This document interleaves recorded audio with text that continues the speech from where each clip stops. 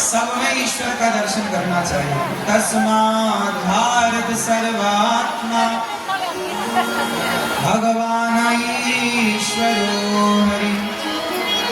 देखो, सब में ईश्वर का दर्शन करना चाहिए।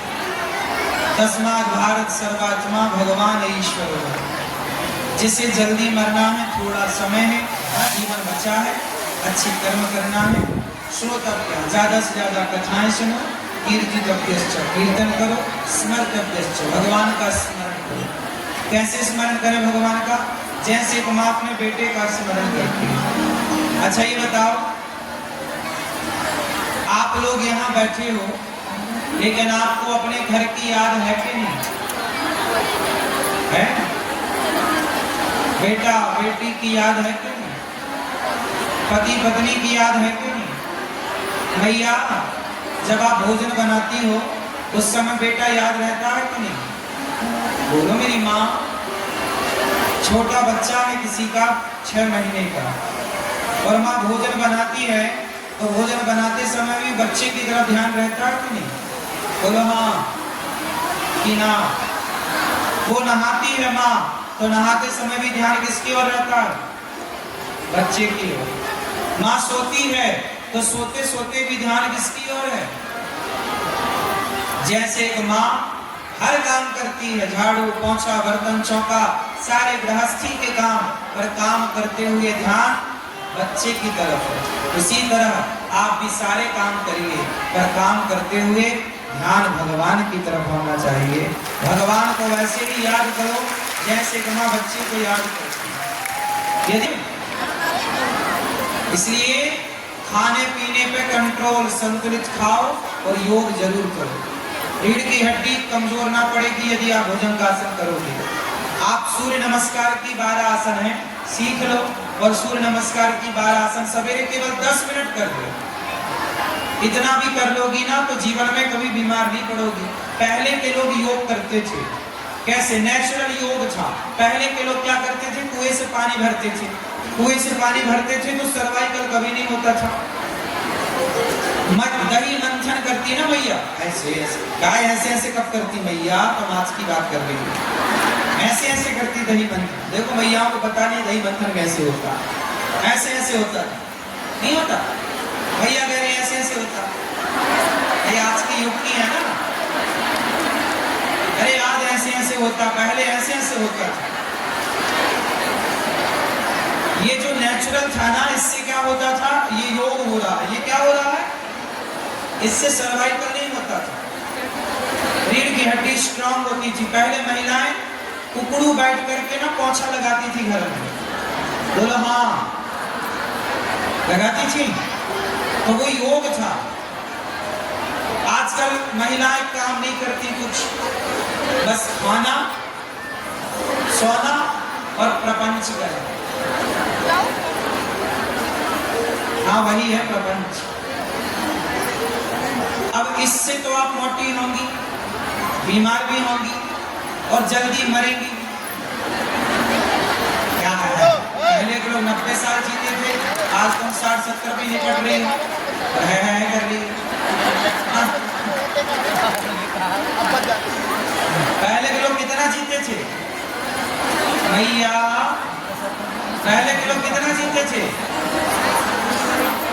90 साल, 100 साल तो 90 साल तो नेचुरल था। 80 साल 85 साल की महिलाएं भी घर का सारा काम आज भी कर लेती है। पुरानी महिलाएं 90 साल की डोकरी बिना चश्मे के देखती है और चलती बढ़िया है, पुरानी है। और आजकल की बहुएं, आजकल की भारत की औसत आयु कितनी बची पता है? बोलो। आजकल 70 भी कोई नहीं छू पा रहा है। 65 में ही आदमी मर रहा है। आज की औसत आयु क्या निकल के आई भारत की, जानते हो? 65, अधिक से अधिक 70। 70 के अंदर आदमी आजकल मर रहा, पुरुष भी और स्त्रियां भी। पहले के लोग 80, 85 और 90 नेचुरल थे और स्वस्थ जीते थे पहले के लोग, क्योंकि काम करते थे। काम करते थे तो खाते थे तो पचता था। अब आजकल आप खाते बस काम नहीं करते, तो जो आपका खाया है वो पचता ही नहीं, तो सड़ता है तो वो मोटापा पैदा करता है और वो सड़ा हुआ अन्न अंदर खून को दूषित करता है। इसलिए प्राणायाम करो, गहरी सांसें लो, सांसें लंबी लंबी लेनी चाहिए। ऐसे खूब गहरी सांस भरो, थोड़ा फेफड़े तक सांस जाए, अंदर तक सांस जाए, पूरे शरीर के हर नाड़ी तक सांस पहुंचनी चाहिए, ऑक्सीजन पूरी बॉडी को प्रॉपर मिलना चाहिए। गहरी सांसें भरनी चाहिए, छोड़नी चाहिए। थोड़ी आधा 1 घंटा कम से कम धूप में रहना ही चाहिए, विटामिन डी पूरा प्राप्त हो हमें। पहले के लोग धूप में रहते थे, काम करते थे, स्वस्थ रहते थे। आज के लोग कपड़े धोने के लिए मशीन, भोजन बनाने के लिए बाई, कपड़े धोने के लिए बाई, कुछ नहीं काम करना है। आपने काम ना करके अपनी आयु घटा ली, बढ़ाया कुछ नहीं। बात सही है कि गलत है? अब तुम्हारे घर भी भोजन बनाने दूसरे लोग आते हैं, काहे मैया तुम घर में खुद भोजन काहे नहीं बनाती हो? दूसरों के हाथ का बना नहीं खाना चाहिए। कहते हैं जिसके हाथ का बना खाते हैं ना, उससे प्रेम होता है। माँ के हाथ से खाओगे तो माँ से प्रेम होगा, पत्नी के हाथ से खाओगे तो पत्नी से प्रेम होगा। अब तुम पड़ोसन के हाथ का खा रहे हो तो पड़ोसन से प्रेम होगा। क्यों भैया, क्या बोलती थी? सही।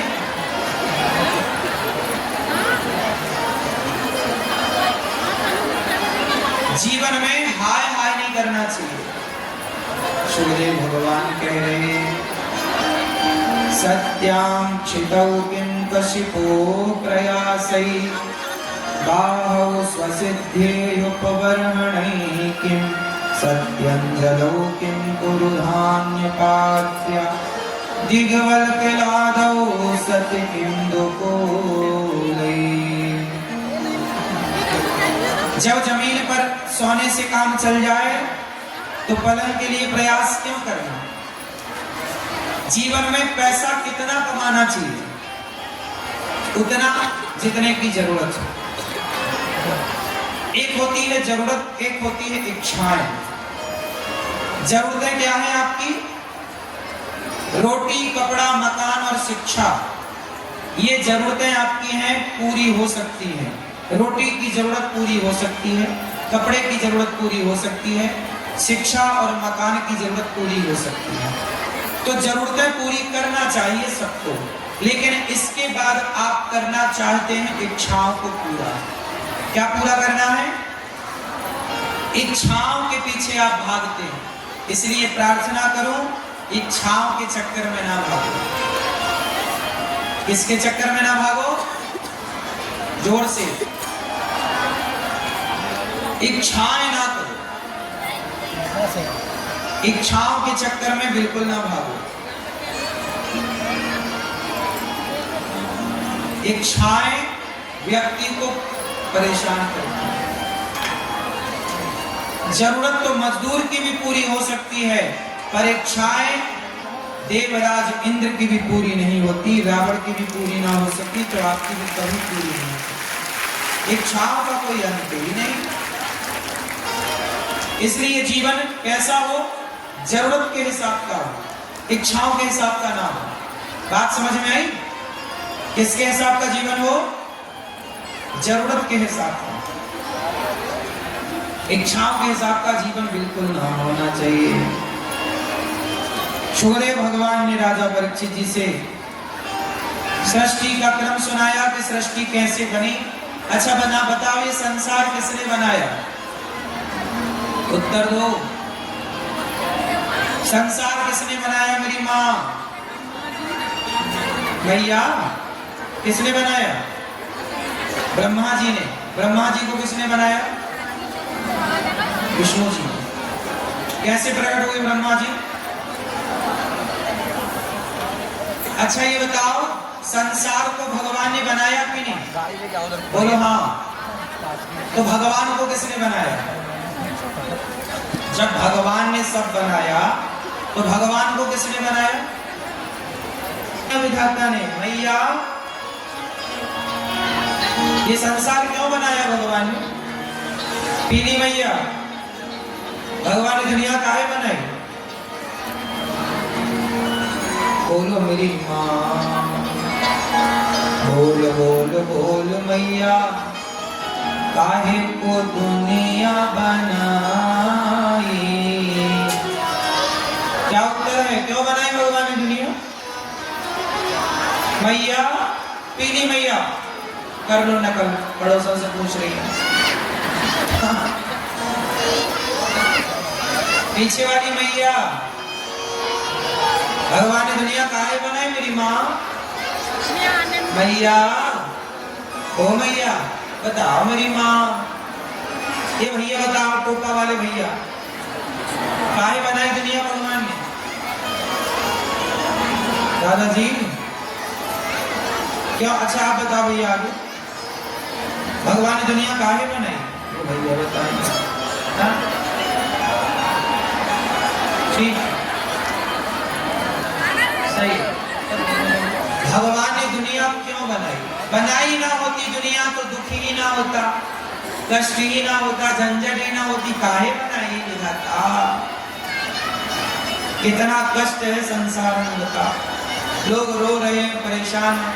बनाई ही ना होती, ना रहता बांस ना बस्ती। सुनो, भगवान ने दुनिया क्यों बनाई? अच्छा ये बताओ, ये पांडाल क्यों बनाया गया? हमें क्यों बुलाया गया? आप लोग यहाँ क्यों आए? 7 दिन हम लोग कथा सुने। आप लोग बड़ा सा घर काहे के लिए बनाते हैं? रहने के लिए तो बनाते हैं, बात ठीक है। रहने के लिए लोग तो झोपड़ी में भी रहते हैं, और आपने इस कलर का रंग किया, इस कलर का पेंट किया, ऐसा नहीं ऐसा डिजाइन, इसके लिए बनाया? अपनी खुशी के लिए, अपने आनंद के लिए, अपने हैप्पी के लिए, हैप्पीनेस। क्यों मेरी माँ? अपने आनंद के लिए ना होता। आप कपड़े पहनते हो किसके लिए? अपने आनंद के लिए। ये वाला नहीं, ये कलर, ये कलर, अपने आनंद। आप शादी करते हो अपने आनंद के लिए, बच्चे पैदा करते हो अपने आनंद के लिए, गाड़ी खरीदते हो अपने आनंद के लिए। क्यों भैया? आप जो भी करते हो किसके लिए करते हो? अपने, जोर से भैया, अपने आनंद के लिए।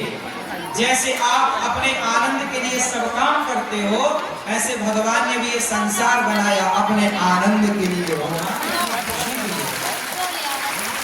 भगवान की खुशी है कि आप संसार में जाएं और आप भी खुश रहें, और खुश मन से उस बनाने वाले को धन्यवाद दें।